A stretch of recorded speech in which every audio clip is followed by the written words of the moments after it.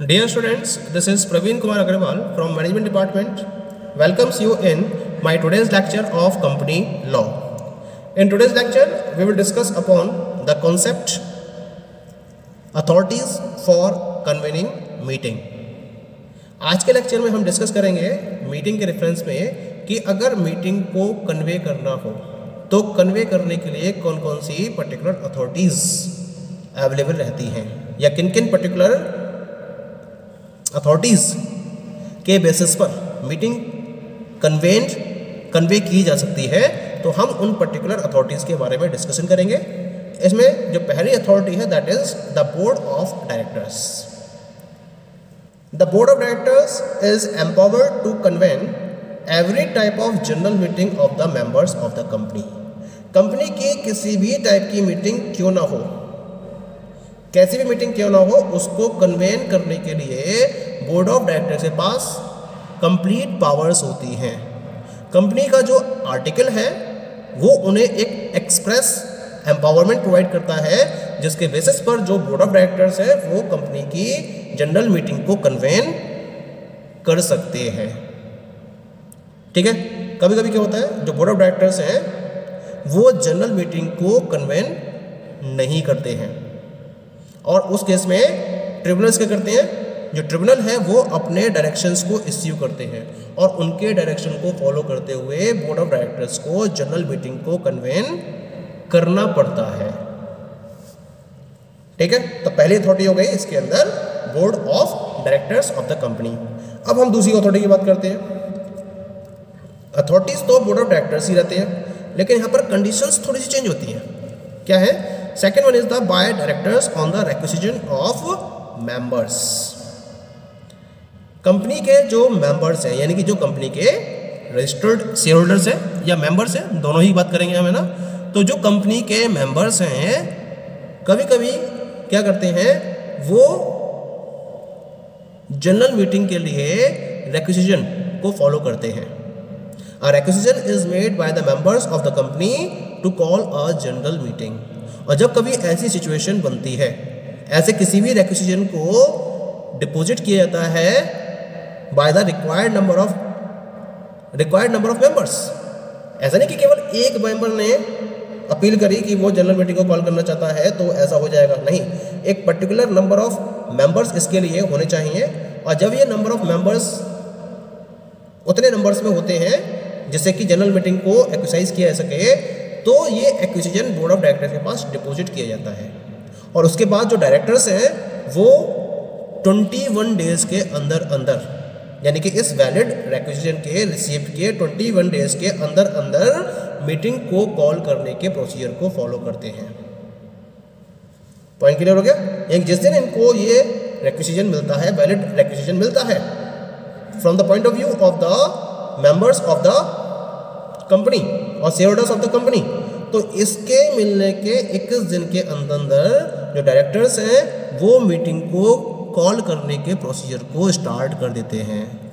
और इसके साथ साथ ये जो मीटिंग है ये रिक्विजिशन की डेट के 45 दिन के अंदर कंप्लीट हो जानी चाहिए। The meeting should be held within 45 days of the date of requisition. ये भी एक कंपल्सरी कंडीशन रहती है इसके साथ में। Okay, the next authority is tribunal. ये कब वर्कआउट करती है? When the directors make a default in holding annual general meeting of the company, the tribunal may call or direct the calling of such meeting। यानी कि जब company के directors company की annual general meeting को hold करने में कोई default follow करते हैं या जनरल मीटिंग को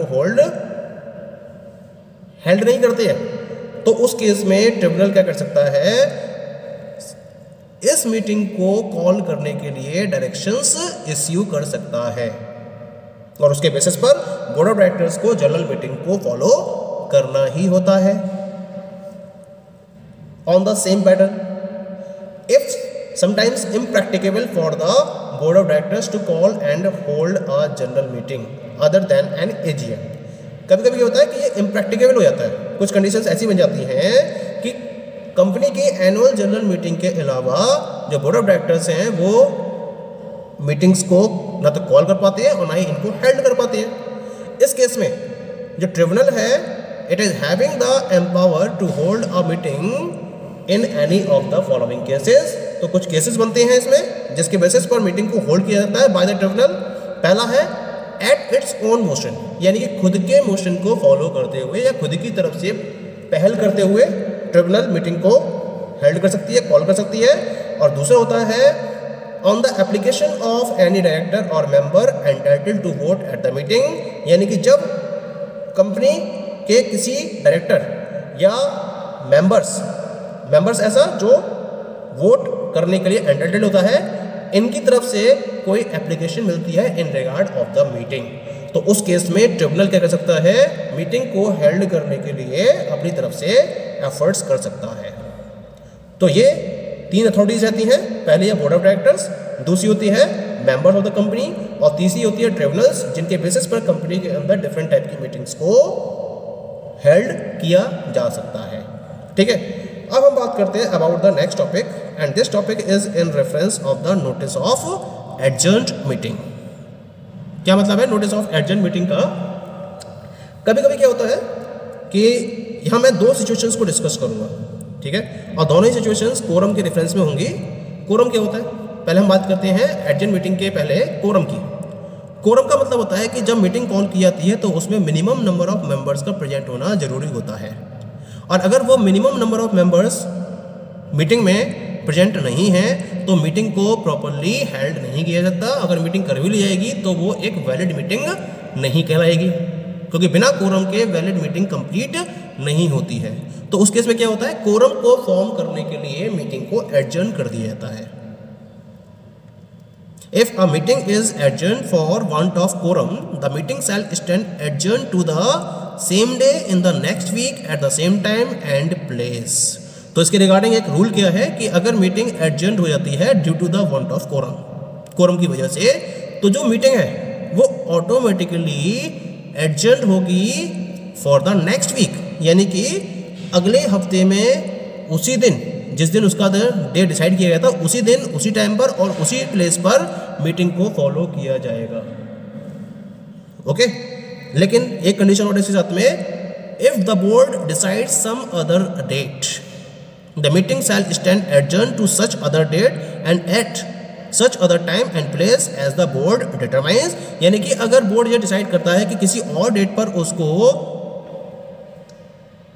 हेल्ड किया जाएगा तो उस पर्टिकुलर डेट तक वो मीटिंग एडजर्न रहती है, लेकिन उसी प्लेस पर और उसी टाइम पर उसको फॉलो किया जाता है जैसा कि बोर्ड डिटरमाइन करते हैं। लेकिन इस केस में क्या करना होगा, अगर बोर्ड ऑफ डायरेक्टर्स ऐसा करते हैं और किसी और दिन मीटिंग को शिफ्ट करते हैं, एडजर्न करते हैं, तो उस केस में company shall give not less than 3 days notice to the members either individually और by publishing an advertisement in newspaper. तो इस केस में कंपनी को क्या करना पड़ेगा, अपने सारे मेंबर्स को इंफॉर्मेशन अवेलेबल करानी होगी with the help of the notice of meeting, और कम से कम 3 दिन का नोटिस उसे देना ही होगा। या तो वो इंडिविजुअल बेसिस पे ऐसा करे या फिर उसको क्या करना पड़ेगा, न्यूज़पेपर में एक प्रॉपर एडवर्टाइजमेंट पब्लिश करना होगा जिसके बेसिस पर जो मेंबर्स हैं उनको पता चल सके कि जो कंपनी की मीटिंग है उसको एडजर्न कर दिया गया है और बोर्ड ऑफ डायरेक्टर्स ने डिसाइड किया है उसके लिए एक प्रॉपर डे, प्रॉपर टाइम और प्रॉपर प्लेस। वो सारी इंफॉर्मेशन उस पर्टिकुलर न्यूज़पेपर के एडवर्टाइजमेंट में अवेलेबल होनी चाहिए। ओके, और दूसरा केस बनता है इसके अंदर, अगर कंपनी की जनरल मीटिंग को 30 दिन से ज़्यादा के लिए एडजर्न किया जाता है तो इस केस में एडजर्न मीटिंग का नोटिस उसी तरीके से सर्व किया जाएगा जैसे कि ओरिजिनल मीटिंग के केस में किया जाता है। ठीक है, कंपनी की मीटिंग को अगर 30 दिन से ज़्यादा के लिए एडजर्न किया गया उसी केस में ये एप्लीकेबल होगा। तो सेम वे में नोटिस ऑफ मीटिंग को इश्यू करना होता है टू द एंटाइटल्ड पर्सन्स जैसा कि हम ओरिजिनल मीटिंग के केस में करते हैं। ये होगा rule regarding the adjournment of meeting. अब हम बात करते हैं about the new concept and this is agenda. क्या मतलब होता है एजेंडा का? एजेंडा का जो लिटरली मीनिंग है वो है थिंग्स टू बी डन। जिन पर्टिकुलर थिंग्स को आपको कंप्लीट करना होता है उन्हें हम अपने एजेंडा में इंक्लूड करते हैं। यानी कि अगर हम लिटरली फॉलो करें इसको तो उसे ही हम एजेंडा कहते हैं। It means agenda is defined as a statement of the business to be transacted at a meeting.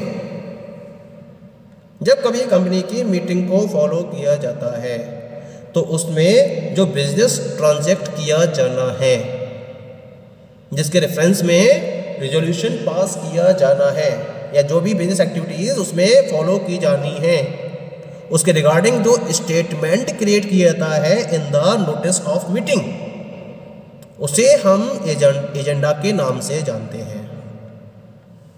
Clear हो गया? Statement of the business to be transacted at a meeting is defined as agenda. Simple words में, the agenda generally takes the shape of a time table और programme which sets out the items to be taken up at meeting in chronological order। जब meeting follow की जाती है company के अंदर तो उसमें एक टाइम टेबल को तैयार किया जाता है और उस टाइम टेबल में प्रोग्राम्स को लिखा जाता है और उन प्रोग्राम्स में जो जो आइटम्स आपको फॉलो करने होते हैं या जिनके रिगार्डिंग आपको डिस्कशन करना होता है उन्हें आप क्रोनोलॉजिकल ऑर्डर में लिखते हो। तो जो आपके सामने कंप्लीट शेप आई, इस शेप को हम एजेंडा का नाम देते हैं। यानी कि एजेंडा को आपने टाइम टेबल या प्रोग्राम के फॉर्म में रिप्रेजेंट करते हो जिसमें आप उन आइटम्स को क्रोनोलॉजिकल ऑर्डर में सेट करते हो जिनके रिगार्डिंग डिस्कशन करना होता है इन द मीटिंग। तो हम इसे एजेंडा का नाम देते हैं। पॉइंट क्लियर हो गया? अगर मैं सेक्शन 101 की बात करूं, then section 101 requires that a notice of meeting must contain a statement of the business to be transacted at the meeting. जब हमने नोटिस ऑफ मीटिंग के टॉपिक को डिस्कस किया था तो इसमें मैंने आपसे डिस्कशन किया था कंटेंट ऑफ नोटिस में कंपनी को एक स्टेटमेंट देना होता है and this statement is of the business to be transacted at the meeting. और ये सेक्शन 101 के अकॉर्डिंग कंप्लीटली रिक्वायर्ड है।